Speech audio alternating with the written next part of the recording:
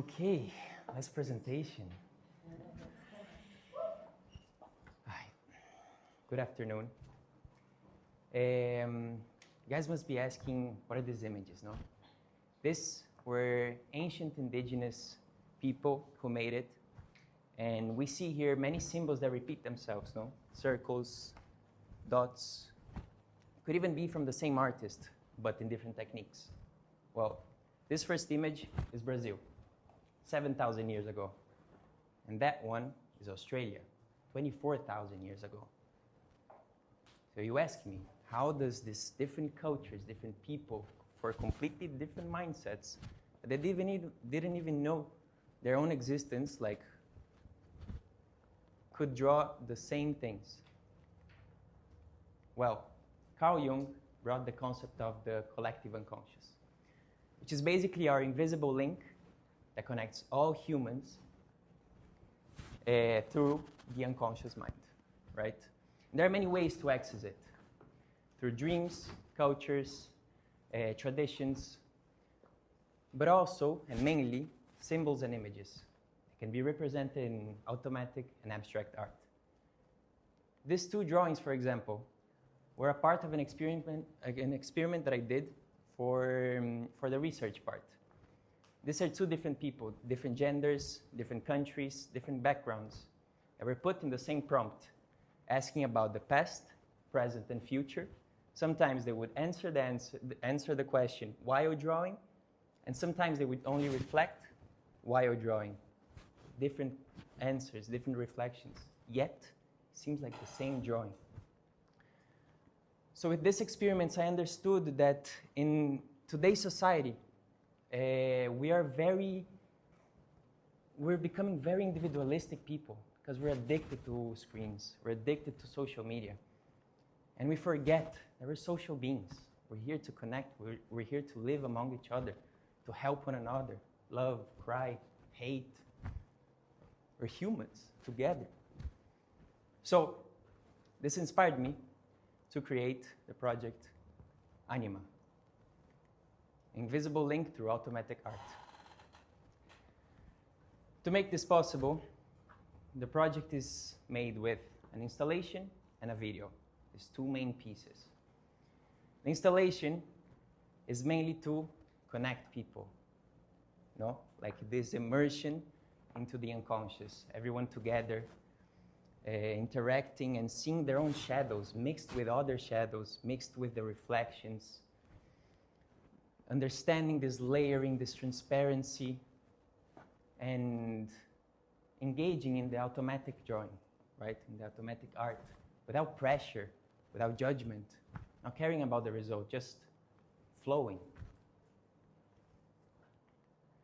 Had to understand how to build this, and like everything in this project was very well thought in the details, so even the structure is raw, is right there. There's nothing to hide, right? There's this window to the unconscious. So, the video. Oh, wait, first the visual identity. For the visual identity, to go along with the whole tactile, analog aspect of it, I developed some posters to start, made with experiments that I did with many people, made with collective automatic drawings, and some automatic drawings that I made a few years ago that represent also this duality, you know, always this duality of the unconscious and the conscious mind. While making this, I understood that this connection with the unconscious is the same with the consciousness. Every time we are connected with the consciousness, right? We're here right now thinking and understanding, this is nice, this is not, I like this color, I don't. And this is our conscious. But at the same time is the unconscious. So I continued with objects. When we understand that everything has this duality, we can erase the conscious part and show the unconscious part even in objects, every day, every time. And to complete this visual and tactile part of the project. These are papers that are designed to explain the installation, to connect one with the idea of the installation, what to do, understand the project. And these were made with transparent papers. Again, bringing this idea of the two sides of our mind.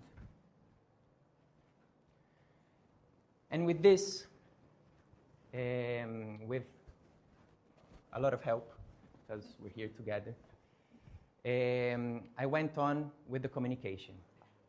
In the communication, I basically went and explored the core of the idea of connecting people.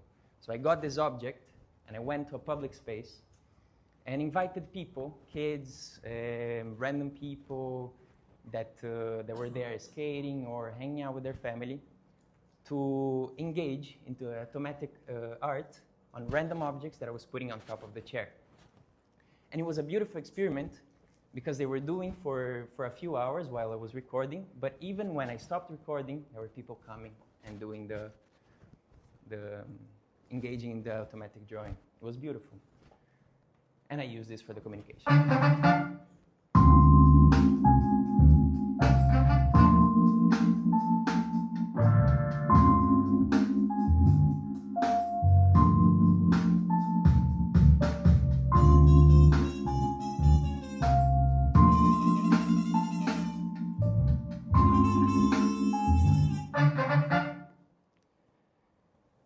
So yeah, now I'll present to you guys one of the main pieces, which was made with a lot of love and with a lot of help, explaining the research, explaining the inspiration, where I got this from, and the main point.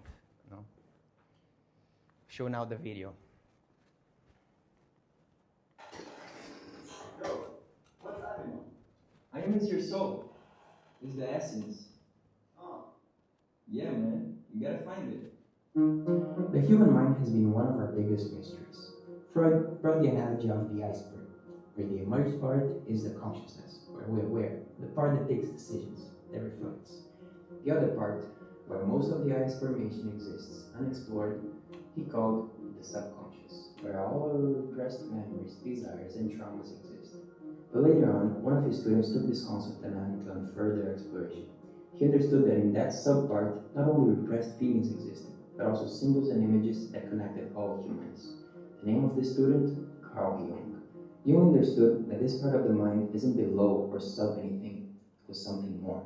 So he changed the term to unconscious.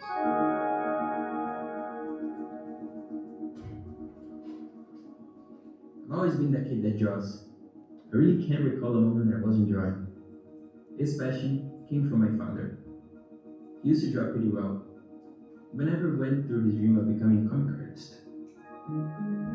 While growing up, he shared with me this passion of drawing, creating, and always being a curious person.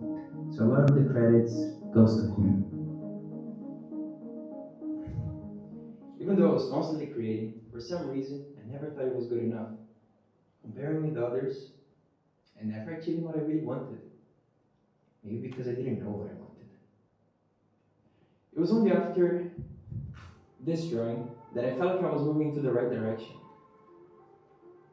This was my first automatic drawing. A moment where I felt an unexplainable flow, without really thinking or judging. That was the first time I connected with the unconscious. Consciously. After that moment, it became nearly impossible to create without the unconscious material, without accessing that flow state.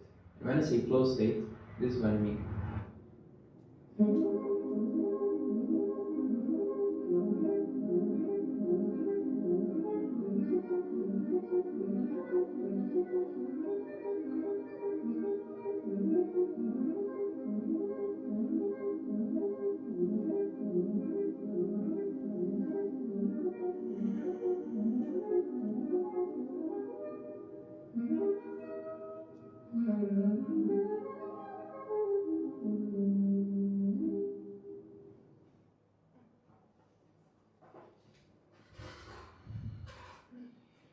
until after a few years practicing this, that I understood that not only I was having a connection with myself, but with everyone else. Take this drawing for example. Let's analyze it. See how this man is blind and full of crazy lines around his head? Well, that's apparently my consciousness. Now you see the monkey man, he knows exactly where he's looking at. The lines around him are very welcome. That's my unconscious, the ancient primal part of myself, represented by an archetype of a terrible throat. Now here's the interesting part. The same symbols and images generated through automatic work repeat themselves with all humankind. Emma Clint, for example, first abstract artist. She used to paint without really thinking or erasing, and in this example, we see what I'm talking about. But not only Clint, ancient indigenous people that lived 7,000 years ago used to engrave in rocks the same symbols, spirals, circles, dashes, waves. This is our connection. Okay, enough of this whimsical shit. Hear me out. We're living in a world where everything goes around money and technology, but this combo is often used in very bad ways. Let's take the act of doom scrolling for instance. It was based on gambling machines to make you addicted and wanting more. Personalized algorithms that drifts us into an individualistic mindset. Society now is basically a digital garden. Only one type of plant grows, raising competition, anger, and defertilizing the soil. A good ecosystem is the one where you see diversity, different plants doing their own thing and working together to make the best possible soil that they generate by only existing. Don't get me wrong, technology is not the problem. The disconnection with ourselves is.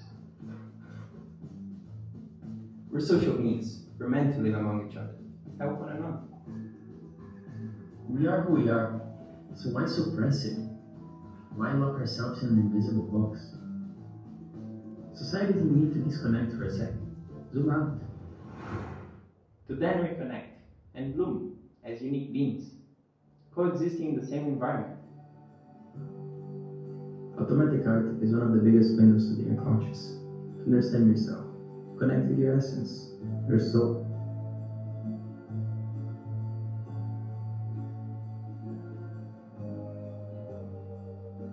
Find your ANIMA. Yo, what's ANIMA?